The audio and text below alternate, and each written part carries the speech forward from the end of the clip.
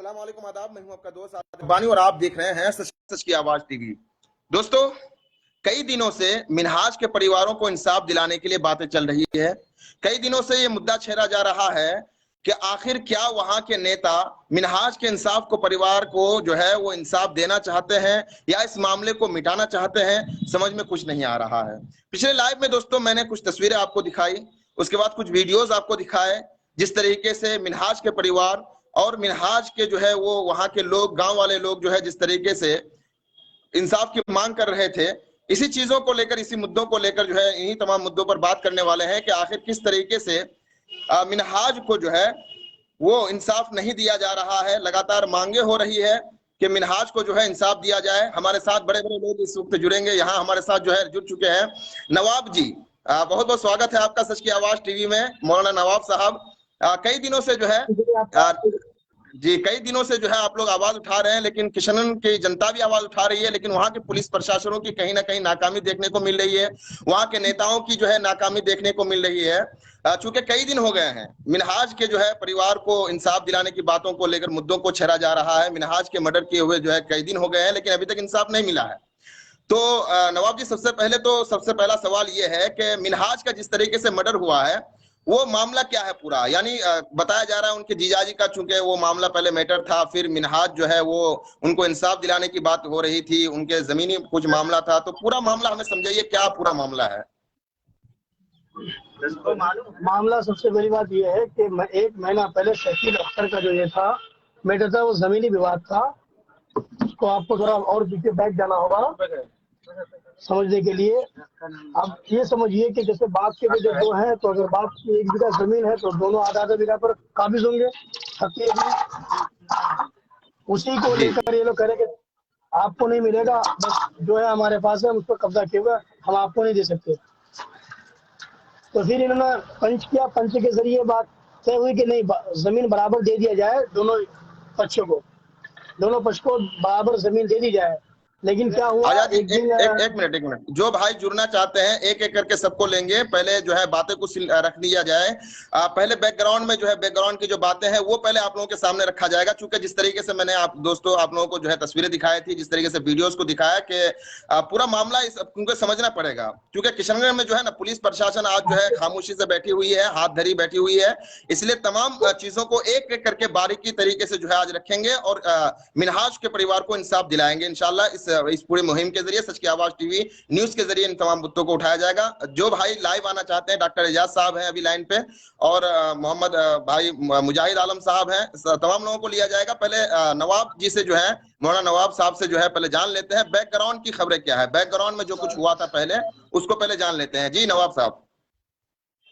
तो बात यह है कि एक बंद कमरे में उनको बैठा करके बड़ा धमकाया गया था और डराया गया था कि अगर हम तो जमीन किसी भी हालत में नहीं देंगे, अगर आप इसमें दखल अंदाजी करें तो फिर आपको भी रास्ते से हटा देंगे। तो बाहर सूरत उसके 2 दिन बाद उसके सुबह ही उनकी शव मिलती है। नहीं, पहले क्या हुआ था? पहले क्या हुआ था? जमीन से पहले वाला मामला, शकील वाला जो मामला है वो बताइए, शकील वाला मामला क्या है? शकील ही का मामला है, जमीन का। मिनहाज का कोई मामला नहीं है। जो जमीन का मामला है वो शकील का है, मिनहाज का तो है नहीं उसमें कोई दोष। तो शकील को डराया गया था, धमकाया गया था बंद कमरे में बैठ करके। मास्टर मकसूद लोग जो है 5-6 भाई और उनके भतीजे, उनको बंद कमरे में लेकर डराया गया, धमकाया गया और मारने की धमकी दी। तो बाहर से धमकी देने पे दूसरे दिन ही उसकी शव उसके घर से पीछे रखती हुई मिलती है। और सबसे नाकामी तो ये है प्रशासन की कि भाई जब आदमी के शव को लटका हुआ हमें मिला बाहर, तो ये होना चाहिए कि उस पर छानबीन करने, पोस्टमार्टम करना चाहिए, और ना ये कि उसकी बीवी का गलत FIR दर्ज करवा लिया। मालूम है आपको कि FIR जो दर्ज किया गया गलत, मतलब उनकी बीवी का बयान लिया गया कि उनकी बीवी ने या ड्राव में आगे बयान दिया है या उन्होंने झूठा मुकदमा दायर किया है। अभी इतना तो नहीं कह सकते, लेकिन मेरे पास FIR जो उन्होंने दर्ज कराया है 6 विपक्ष ने, वो मेरे पास मौजूद है, कॉपी, FIR वाली कॉपी मौजूद है। उसमें लिखा है कि मेरा पति शकील अख्तर और वार्ड नंबर कितना 3 है 6 है वो याद नहीं, बहरहाल कि वो अपने मसाइल से परेशान होकर आत्महत्या कर लिया, ये लिखा है उसमें। और इसमें किसी का कोई दोष नहीं है। नंबर 2 पे लिखा है कि मैं अपने पति का पोस्टमार्टम नहीं कराना चाहती हूँ, इस्लामिक धार्मिक हिसाब से उसको मैं दफनाना चाहती हूँ। जबकि उसकी बीवी का दूसरा स्टेटमेंट आया मेरे पास, तो उसमें उसने कहा कि नहीं, मेरा कोई ऐसा बयान नहीं है और ना मैंने कोई ऐसे लिखित दिया है। और इसमें जो जिला पार्षद नासिक नदीर है, जो वार्ड संख्या 10, क्षेत्र संख्या 10 से है, जी, 10 से है, जिला जिला वार्ड परिषद, नंबर 10 से। जी, उसका भी साइन है। उसी तरह वहाँ के समिति है जो सयाम करके है, उसका भी साइन है। तकरीबन 11 लोगों का उसमें साइन है, राजेश श्याम वगैरह। बाहर सूरत उसके बाद जब उनके जीजाजी को मारने के बाद इन्होंने दबाव डाला कि पोस्टमार्टम नहीं करो, ऐसे करो, दबाव डाल के बहरहाल उस मुद्दे को दबाने की कोशिश की। उसके बाद फिर शकील अख्तर के जो साले हैं मिनहाज आलम, इन्होंने उस केस को लड़ना चाहा और पूरी कापी वगैरह एसपी में किशनगंज थाना में जाके जमा कराई और उसके बारे में तारीख भी दे दी गई थी। 6 तारीख का ये हुआ था। वापसी में जब वो आ रहा था उधर से किशनगंज से, जब वापसी हो गया, और ये लोग ये भी बोल रहा था कि जो इस केस में साथ देगा, जो इसमें लड़ने की कोशिश करेगा, हम उसको रास्ते से सफाई कर देंगे। और आज भी उनकी यही धमकी है कि जो भी इनके साथ खड़ा होगा हम उनको उड़ा देंगे। आज भी अच्छा, यही ये धमकी धमकी है। धमकी धमकी कौन दिया था? मिनहाज को धमकी कौन दिया था? वही मास्टर मकसूद है, यानी सब जो नाम है वो उनकी, मेरे पास वीडियो है उनकी बीवी का, मैं आपको भेज सकता हूँ, उसको सुनिएगा। मास्टर मकसूद है, उसके भतीजे वगैरह है, सब मिलकर वो लोग, उन्होंने धमकी दी थी कि अगर तुम बीच में आओ तुमको भी उड़ा देंगे। तो ठीक 1 महीने के बाद मिनहाज की मौत हो जाती है बलौद चौक में किशनगंज से वापसी के वक्त। और जब मिनहाज घर से निकला था तो उसको ये मालूम हुआ कि शायद मेरा कोई पीछा कर रहा है, और जी, इन्होंने उसको एक्सरे में बता करके उसको क्या कर दिया, दबाने की कोशिश की। हालांकि आप ये बात समझ में नहीं आती है, अगर किसी आदमी,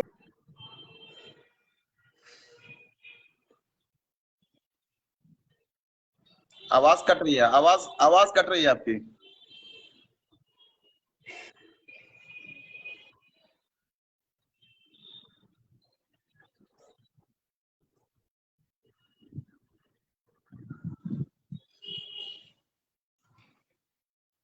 चलिए, नवाब जी, मौलाना नवाब साहब, आपकी जो है आवाज कट रही है। चलिए, चले गए तो मैं आपको दोस्तों बता दूं कि शकील को जो है, शकील को मर्डर करने वाले जो लोग थे, वो मास्टर कुछ नाम है उनके, वो पूरा वीडियो भी उनका जारी हुआ है दोस्तों।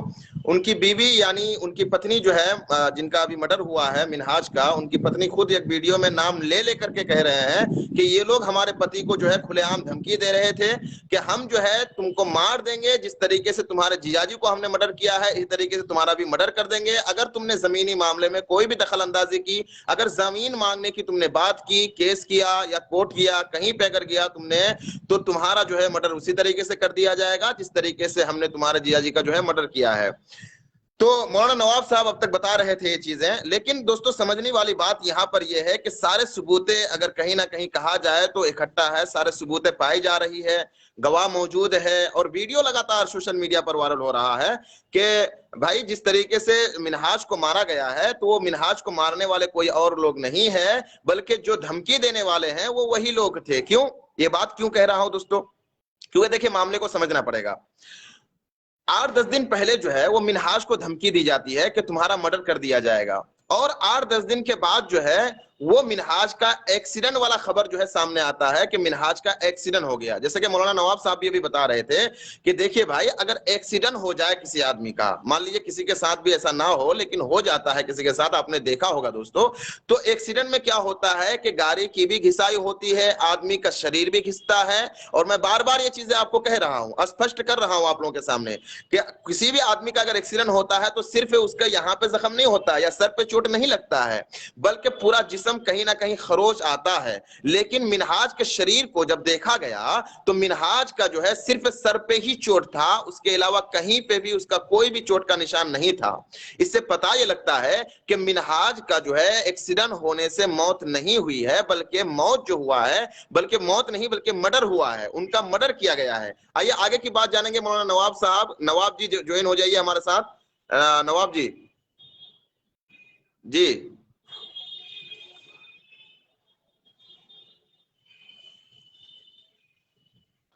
जी मौलाना नवाब साहब, फिर तो क्या असल हुआ में, एक्सीडेंट होने के बाद? हाँ हाँ देखिए, बलौद चौक उनको ऐसा लगा कि मेरा कोई पीछा कर रहा है। मैंने जी, पूरी बात उनसे, उनके घर वाले से, करीबी के जो लोग हैं रिश्तेदार से ली वहां से फोन करके। तो बलौद चौक में आकर उसको किसी चीज से मार दिया जाता है जिससे उसको मृत्यु उसको फौरन हॉस्पिटल ले आता है और हॉस्पिटल में सुबह वो दम देता है, दम तोड़ देता है। तो ये प्रशासन इस बात को देख के अपने बात को छुपा रही है कि ये नाकामी को छुपा रही है कि भाई उसका एक्सीडेंट हुआ। आप मुझे ये बताइए कि एक्सीडेंट में क्या, अगर कोई आदमी गाड़ी से एक्सीडेंट हो तो उसके बाइक को जरा खरोच नहीं आएगी? मुझे आप बताएं। बिल्कुल बिल्कुल खरोच आएगी, खरोच आएगी, जिस्म में भी खरोच आएगी, गाड़ी में भी खरोच आएगी, और जिस जगह पे एक्सीडेंट हुआ है उस जगह में भी खरोच आ जाएगी। उनकी गाड़ी को देखिए, जरा भी खरोच नहीं है, उनके जिस्म के कपड़े में भी जरा खरोच नहीं है। तो इसका क्या मतलब? अरे खून निकल रहा है तो इसका क्या मतलब? जी। अच्छा, चोट कहाँ पे, चोट यहाँ पे सर पे या गर्दन पे, कहाँ पे लगी हुई थी? वो इस बारे में मैं तहकीक नहीं किया, लेकिन चोट पीछे से उनको वार किया गया है। पीछे से वार किया गया है, बिल्कुल। अब अगर कोई आदमी एक्सीडेंट हो जाता है मौलाना नवाब साहब, अगर कोई आदमी एक्सीडेंट हो जाता है तो अगर जिस तरीके से देखा गया है अब तक जो रिपोर्ट देखे गए हैं, या तो इधर चोट लगता है या फिर इधर लगता है या सामने को लगता है, लेकिन पीछे से जो है जिस तरीके से मिनहाज के शव को देखा गया है तो कहीं ना कहीं ऐसा लगता है कि उसके ऊपर जो है वार किया गया है। हाँ, वार किया गया है, क्योंकि देखिए आदमी सामने से धमकी दे चुका है तो उसी के ऊपर। और शकील के 1 महीने के बाद मिनहाज को उड़ा दिया गया। मिनहाज का वो वीडियो देखिए जो उसने मरने से पहले जारी किया है। अब मिनहाज का वो भी वीडियो देखिए जो उसने मरने से पहले जारी किया है। वो जब वो सही था, जब उसके ऊपर वार नहीं किया गया था। बाहर सूरत ये सब बातें अपनी जगह है कि उसका हत्या ही है। ये लोग कह रहे हैं कि पोस्टमार्टम का इंतजार किया, तो पोस्टमार्टम में इतना देरी क्यों, रिपोर्ट में इतनी देरी क्यों?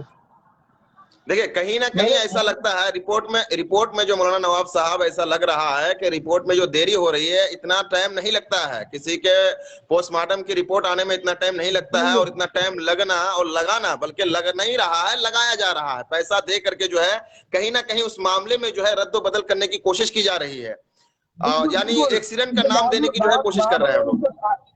बहादुर थाना का जो SHO है, कहीं ना कहीं इसमें उसकी बहुत कमी है और घोटालापन है उसका। जी। जहां तक सूत्रों के हवाले से बात आई है कि उसने घोष खा लिया है 8 लाख रुपए का। बाहर सूरत अगर इतना लेट लगा रहे वो पोस्टमार्टम रिपोर्ट के लिए, तो आप आगे मसला लिखेंगे तो काफी देर लग जाएगी फिर। हेलो, तो जी आपका जी जी सर, कम पकड़ रहा है। जी जी जी जी फरमाइए जी, हाँ, कंटिन्यू बोलिए। अब जितने भी नेतागण वहाँ पहुंचे सब अपनी सेल्फी लेकर के आ रहे हैं। काफी नेतागण को तो सेल्फी से मतलब है, नेतागण को तो सेल्फी से मतलब है ना, उसके अलावा किसी चीज से मतलब उनको। इतने जी जी सारे बिल्कुल नेता बिल्कुल। होते हुए सब मुस्लिम अच्छा सत्ताधारी होते अच्छा, हुए कुछ नहीं कर पा रहे। बातों को आगे बढ़ाएंगे, अभी सारी चीजों को और रखी जाएगी, सारे सबूतें इकट्ठा होने दीजिए, अभी बहुत सारी चीजें हैं, बात बोलना है, अभी तो सिर्फ मामला। पोस्टमार्टम रिपोर्ट का इंतजार कर रहे हैं। रिपोर्ट 10 तारीख को आने जी दीजिए, एक मिनट, फिर आजाद देखते हैं। पोस्टमार्टम रिपोर्ट आने दीजिए 10 तारीख को, जी उसके बाद हम देखते हैं फिर क्या। और दूसरी बात ये है कि भाई जो लोग धरना प्रदर्शन कर रहे हैं उन पर FIR क्यों, किस जी आर्टिकल के तहत आप FIR उनके ऊपर? 40 लोग, क्या उन्होंने गुंडागर्दी की, किसी को उकसाया? नहीं, बल्कि उनका फंडामेंटल राइट है, फंडामेंटल जी राइट पे सुबह को तो अपना धरना दे रहे हैं, अपनी मांग को रख रहे हैं सरकार के सामने। जब नहीं सुन रही सरकार, बहरी हो गई है, प्रशासन बहरी हो गई है, उनके ऊपर आर्टिकल 333, आर्टिकल 334, 35, 37, 38, 39 तक उन्होंने उसके ऊपर लगा दिया है।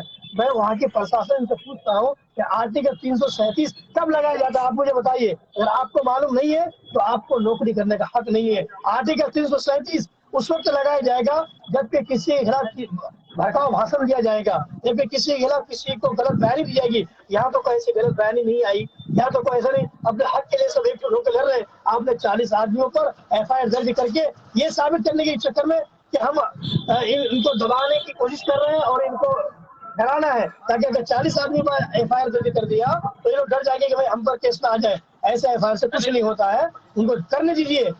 मैं तो ये बात कर रहा हूँ, पोस्टमार्टम रिपोर्ट के बाद अगर इनका FIR जो किया है ना, जिस SHO ने किया है, इनका FIR कबूल किया है, उस SHO को जरूर वहां से सस्पेंड करने की जरूरत है। और मैं तो हुकूमत से ये मुतालबा करूंगा कि उनको सीधा नौकरी से ही सस्पेंड कर दिया जाए। बिल्कुल बिल्कुल। देखिए एक मामला नहीं है, जिस पुलिस को आर्टिकल नहीं मालूम है, जिस पुलिस को आर्टिकल नहीं मालूम, तो फिर वो पुलिस का आर्टिकल कैसे पुलिस में नौकरी कर रहा है वो? देखिए बहुत ही अफसोस की बात है। 337 कब लगेगा, 333 कब लगेगा? इसमें अगर लगा ना होता तो धारा 107 लगता कि जब धरना प्रदर्शन में कोई इधर उधर की बात बोली जाए किसी तो धारा 107 आर्टिकल 17 लेना चाहिए। क्यों नहीं लगा? वो 107 क्यों नहीं लगा? आपने 333 और 337 और 34 39 40 का धारा लगाया। कौन सा धारा लगाया? क्या धारा लगाया क्या? देखिए बहुत ही अफसोस की बात है कि देखिए एक तो वो लोग खुद इंसान सकते हैं, इन्वेस्टिगेशन जो है कार्रवाई नहीं करवा सकते हैं, खुद कार्रवाई नहीं कर रहे हैं। इसमें कहीं ना कहीं उन लोगों की नाकामी दिख रही है। ऊपर से जो लोग आवाज उठा रहे थे मिनहाज के इंसाफ के लिए, रोडों में प्रोटेस्ट, शांतिपूर्वक प्रोटेस्ट कर रहे थे। ऐसा भी नहीं है कि वो लोग किसी का जो है संपत्ति, सरकारी संपत्ति को नुकसान पहुंचा रहे थे, ऐसा कुछ भी नहीं है। उसके बावजूद भी जो है इतने सारा आर्टिकल, इतने सारे जो है वो धाराएं लगा दिए और उन लोगों के खिलाफ जो है ऊपर से कार्रवाई कर रहे हैं। ये कहीं ना कहीं जो है किशनगंज की पुलिस प्रशासन की जो है नाकामी है, दोगलाबंदी है। ये लोग कहीं ना कहीं पार्टी से जो है जो उनके खिलाफ वाले पार्टी हैं, जो जिन्होंने मर्डर किया है, उनकी तरफ से, उनके दबाव में और उनसे पैसा खा करके कहीं ना कहीं काम कर रहे हैं। क्या लगता है आपको? नहीं लगता है सर?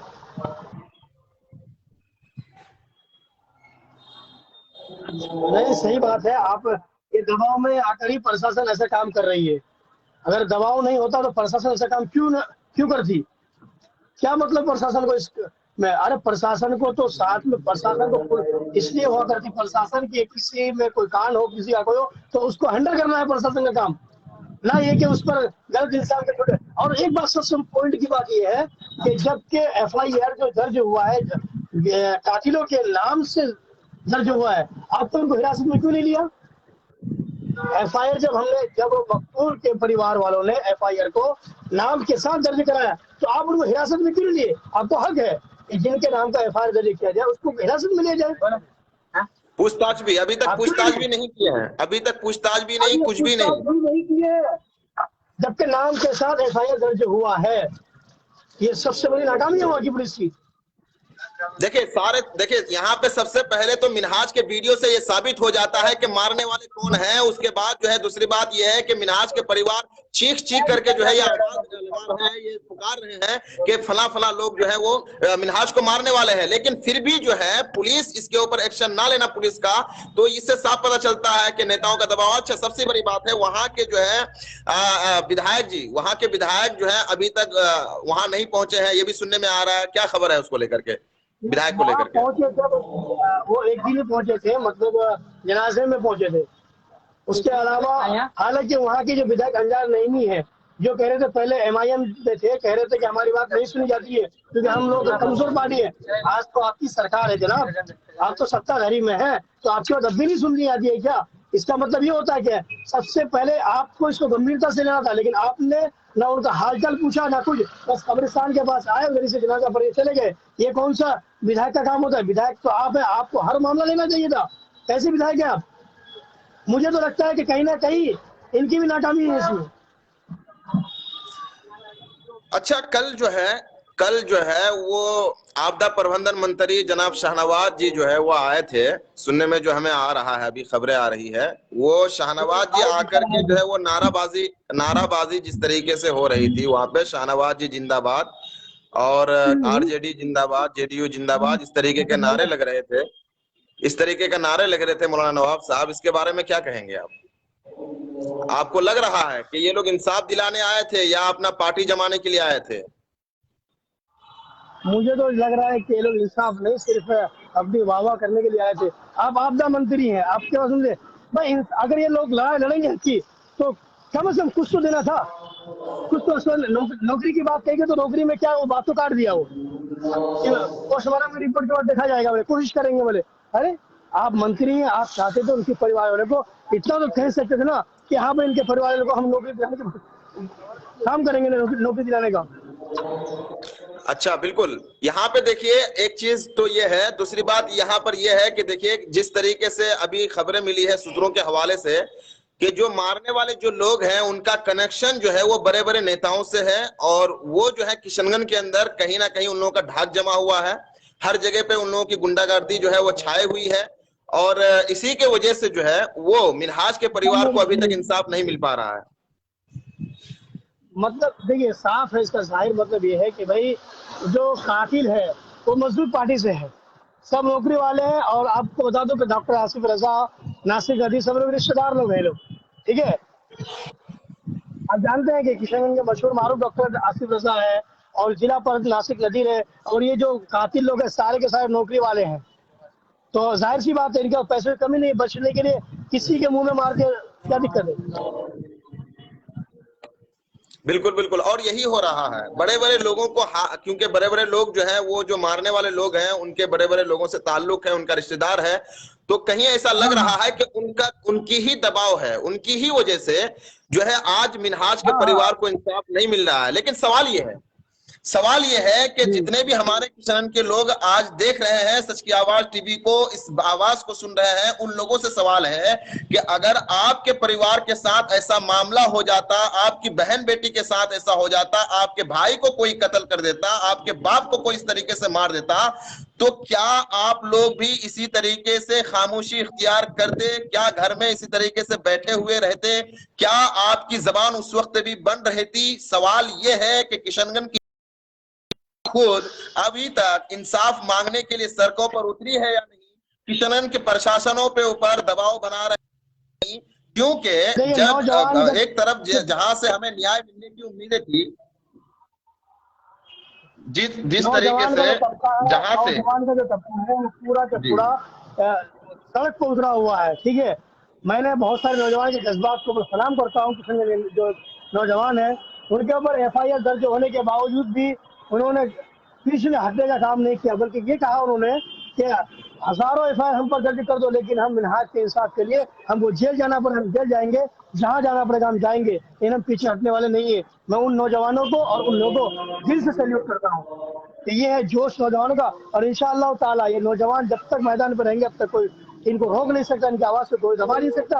और इंशाअल्लाह मिनहाज को जरूर इंसाफ मिलेगा, उसके परिवार वालों को और शकील के परिवार वालों को जरूर इंसाफ मिलेगा। बिल्कुल, इंशाल्लाह इंशाल्लाह। अच्छा नवाब जी, एक बात ये बताइए कि देखिए जिस तरीके से नेताओं का, जहां से हमें जो है उम्मीदें थी अब तक कि कहीं ना कहीं पुलिस प्रशासन मिनहाज के परिवार को इंसाफ दिलाएंगे, और ये भी उम्मीद नेता जो है वो दबाव बनाएगी, लेकिन अब जैसे देखने को मिल रहा है, जैसा माहौल बन रहा है कि नेता जो है वो उनके ही लोग हैं, पुलिस प्रशासन उनके दबाव में है, पैसे के बलबूते पर वो लोग खामोश हैं, तो क्या किशनगंज की जनता खामोश रहेगी? किशनगंज की जनता अब जाग चुकी है, वो जो सोई कौम थी अब बेदार हो चुकी है, और ये कभी बिना इंसाफ लिए सो नहीं सकती है। जागी हुई कौम है अब, इनकी आवाज बिल्कुल, को कोई और दबा भी हमें भी नहीं उम्मीद सकता, है जाग चुकी है। जी, देखिए हमें भी उम्मीद है, और किशनगंज की जनता से सभी लोगों से निवेदन है कि जितने भी लोग जो हैं आप लोग हैं, तो देखिए भाई आज उनका मामला है, आज उनके साथ ये घटना घटी है, तो हो सकता है कि कल आपके साथ भी घटे, चाहे कुछ भी हो जाए। देखिए जालिमों के खिलाफ आवाज को उठाइए, अपने हक तरीके से, अपने कानूनी तरीके से इंसाफ की मांग कीजिए, और मिनहाज के परिवार को इंसाफ दिलाइए। मुजरिम चाहे कहीं पे भी छुपा हुआ हो, आप लोग आवाज उठाएंगे तो मिनहाज के परिवार को जरूर इंसाफ मिलेगा। चलिए बहुत बहुत शुक्रिया मौलाना नवाब साहब आपसे ज्वाइन होने के लिए, बिल्कुल। शुक्रिया। ठीक है, वालेकुम सलाम, अस्सलाम वालेकुम रहमतुल्लाहि व बरकातहू।